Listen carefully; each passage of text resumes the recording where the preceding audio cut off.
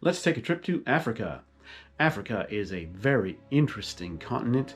It's south of Europe, and it has lots of different people in it. The different groups of people are called tribes, and that's one of the really interesting things about Africa. In America, we don't really know of a tribe, most of us, that we come from, but in Africa, most people know about their tribe. And a lot of people speak what's called a tribal language, as well as a language that they can use to communicate to people from other tribes. So lots of people in Africa speak more than one language. Some of the languages they speak are languages that you might be familiar with, like English or French. But then there are some other languages you might not have heard too much about, like Swahili. Swahili's the language they speak in East Africa, which is the part of Africa that I visited. And you might know a few words of Swahili if you have seen the movie The Lion King. You may have heard the word Jambo, that means hello, or you certainly have heard the word Simba, which you might guess means, that's right, lion. Another word you might know if you paid attention to some of the songs is Asante Sana. Rafiki, which is a word that means friend, but also is a character in the movie, sings a song, Asante Sana, ripe banana. Well, Asante Sana means thank you in Swahili. And people from various tribes can use that language to talk to each other, even when they don't know each other's tribal language. The country that I visited is called Kenya, and it is in East Africa, and it's on the coast of the Indian Ocean. And the part of the country that I visited is called the Mara Triangle. And it's also called the Masai Mara, and that's because the tribe that lives there is called the Maasai. And they're very famous for being, some of them very tall, and being fierce warriors, and for a unique kind of dance that they do, where they jump in the air to see how high they can jump straight up. And some of them can jump really high. They live in mud huts called bomas. I wonder if you'd like to live in a house like this. They're kind of small, and they're very dark inside.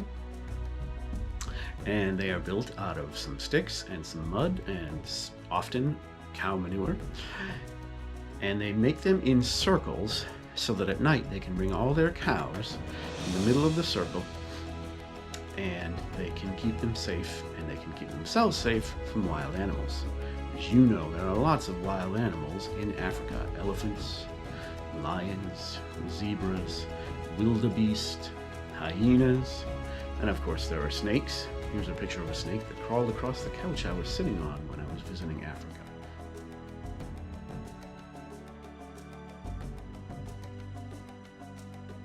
Another thing that's interesting about Africa is they don't have all of the same kind of roads and things like that that we have. And so sometimes you might find yourself driving on a dirt road. Of course, around here we drive on dirt roads too. But another thing that we don't see much around here is cows blocking traffic. Much more likely to see something like that if you visit a place like the Masai Mara Triangle in Kenya. Let's talk a little bit about an African instrument. And this instrument is called the kalimba. It's also known as a thumb piano, and that's because you hold it like this and you play it with your thumbs.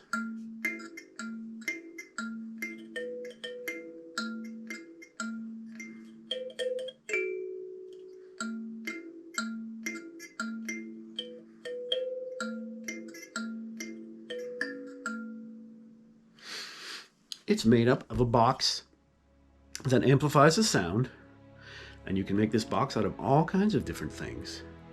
And then you need some metal that will make a sound when you pluck it and it vibrates. It'll make a lower sound if it's longer, or a higher sound if it's shorter, just like with lots of our instruments.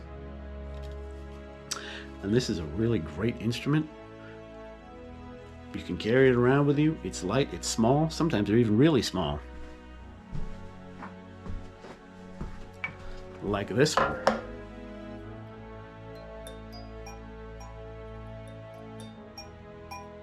I could carry that around me anywhere I want to go. This is a picture of some kids that I taught recorder to when I was in Africa. And here's a picture of me teaching English to some students. So a lot of things are different, but a lot of things are the same. Here we are playing soccer, just like we might do in good old USA.